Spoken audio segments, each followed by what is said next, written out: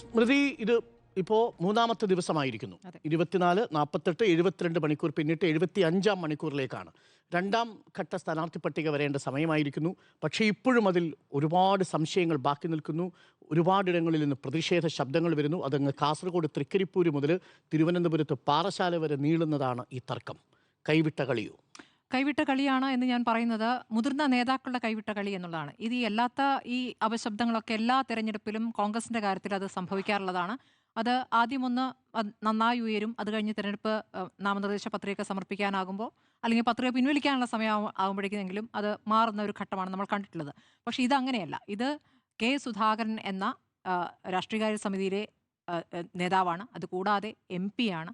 12 തവണ മത്സരിച്ചതിൽ 6 തവണ വിജയിച്ച നേതാവാണ്. മന്ത്രിയായിട്ടുണ്ട്, MLA ആയിട്ടുണ്ട്, MP ആയിട്ടുണ്ട്. ഇപ്പോൾ MP എന്ന പദം ത്തിലാണ്. അത് അദ്ദേഹം 1 ലക്ഷത്തിൽ പരം വോട്ടുകളുടെ ഭൂരിപക്ഷത്തിൽ ജയിക്കുമ്പോൾ കണ്ണൂരിൽ ശരിയാണ്, കണ്ണൂരിൽ പാർട്ടിയെ കെട്ടിപ്പടുത്തത് കെ സുധാകരനാണ് എന്നുള്ള കാര്യത്തിൽ സംശയമില്ല. അത് CPM-മായി നേരിട്ട് യുദ്ധം ചെയ്തുകൊണ്ട് അതൊരു എന്താ പറയുക, പരസ്പരമുള്ള യുദ്ധം, അത് രക്തം ചൊരിയുന്ന യുദ്ധം തന്നെ ആയിട്ടുണ്ട്.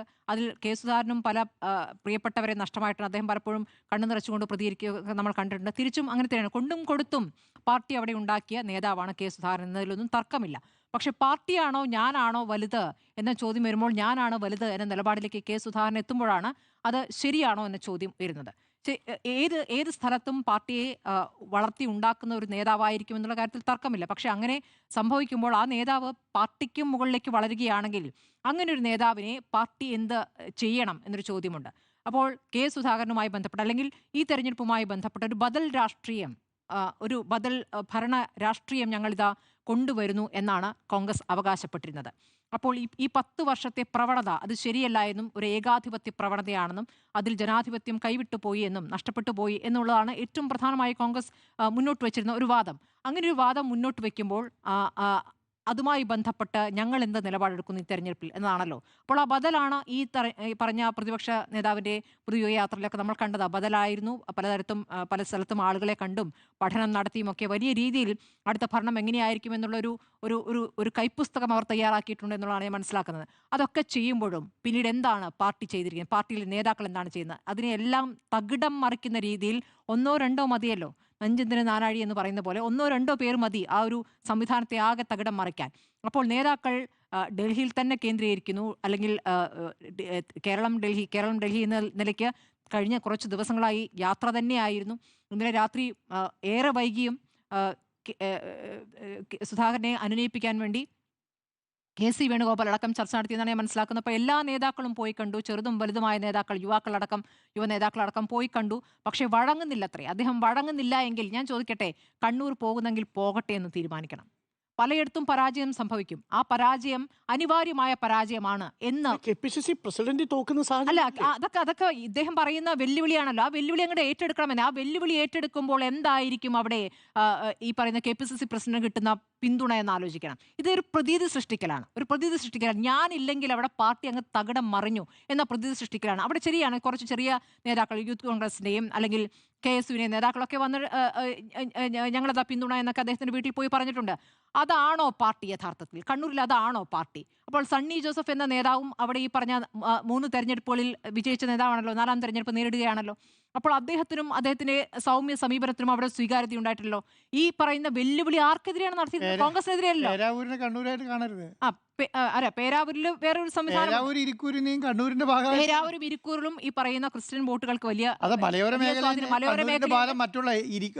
ധർമ്മടം, തലശ്ശേരി, കണ്ണൂര് പോലെയുള്ള സ്ഥലങ്ങളെയൊന്നും പേരാവൂരും ഇരിക്കൂരും നിങ്ങൾക്ക് വയനാടിനെ പോലെയോ ഇടുക്കി പോലെയോ കമ്പയർ ചെയ്യാം.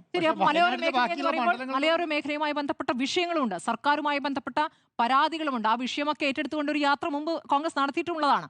അപ്പോൾ ഇതൊക്കെ അറിയാമെങ്കിലും അത്തരം ഗൗരവത്തിലുള്ള വിഷയങ്ങളിൽ അതാണ് അവിടുത്തെ ജനം അവരെ ബാധിക്കുന്ന, അവരുടെ ദൈനംദിന ജീവിതത്തെ ബാധിക്കുന്ന വിഷയത്തിൽ ഈ 10 വർഷം അവർക്ക് എന്ത് ലഭിച്ചു എന്നുള്ള ചോദ്യം, അതിനൊരു ഉത്തരമാണ് പ്രതീക്ഷിക്കുന്നത്. അതിന് ഉത്തരം നൽകാൻ കഴിയുന്ന ശക്തരായ നേതാക്കളെയാണ് പ്രതീക്ഷിക്കുന്നത്.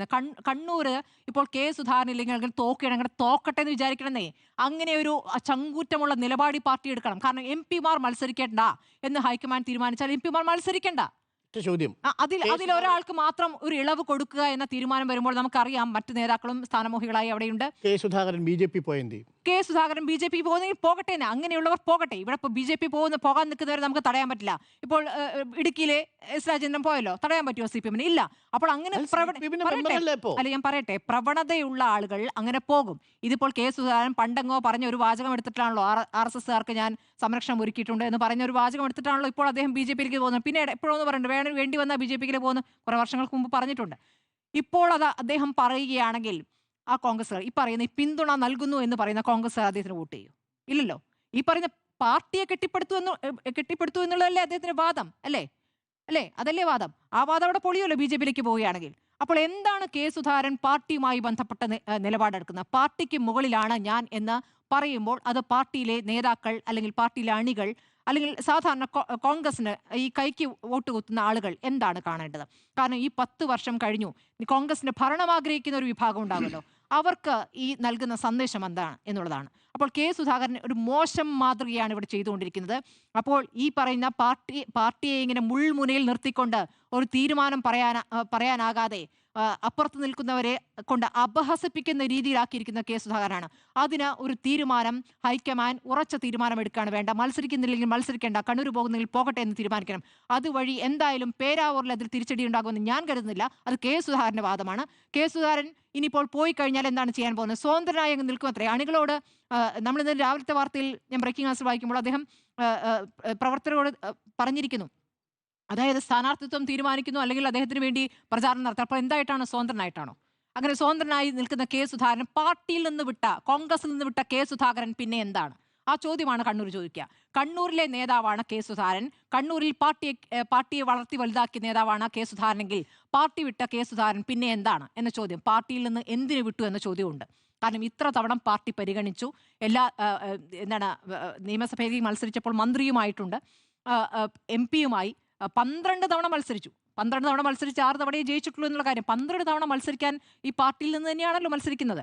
അപ്പോൾ അങ്ങനെ ഒരു നേതാവ് ഇനിയും എന്ന് പറയുമ്പോൾ അവിടെ ബാക്കിയുള്ളവർക്കും അവസരം കൊടുക്കുക. അദ്ദേഹം പറയുന്ന സ്ഥാനാർത്ഥിയെ അനുവദിക്കാമെന്ന് പറഞ്ഞിട്ടുണ്ടല്ലോ. അപ്പോൾ അത് അംഗീകരിക്കാതെ ഇങ്ങനെ പാർട്ടിയെ മുൾമുനയിൽ നിർത്തുന്ന നേതാവ് അത് ചോദ്യം ചെയ്യപ്പെടുകയാണ് തന്നെയാണ് വേണ്ടത്. ഹൈക്കമാൻഡ് അക്കാര്യത്തിൽ കടുത്ത നിലപാടെടുത്തില്ല എങ്കിൽ അത് ഖേദകരമെന്നേ എനിക്ക് പറയാറുള്ളൂ. അപ്പുറത്താണെങ്കിലും ഈ പറയുന്ന അടൂർ പ്രകാശിന്റെ കാര്യത്തിലാണെങ്കിലും 18 പേരുടെ ലിസ്റ്റ് ഞാൻ കൊടുത്തിട്ടുണ്ട്, അത് കിട്ടിയിട്ടില്ലെങ്കിൽ കാണിച്ചു തരാം എന്ന് പറയുന്ന വെല്ലുവിളിയാണോ അംഗീകരിക്കുന്നതെന്ന ചോദ്യം അവിടെയുണ്ട്.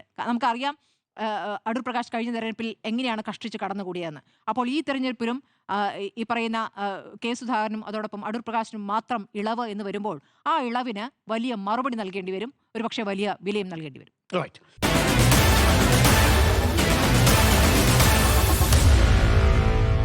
Meet the editors.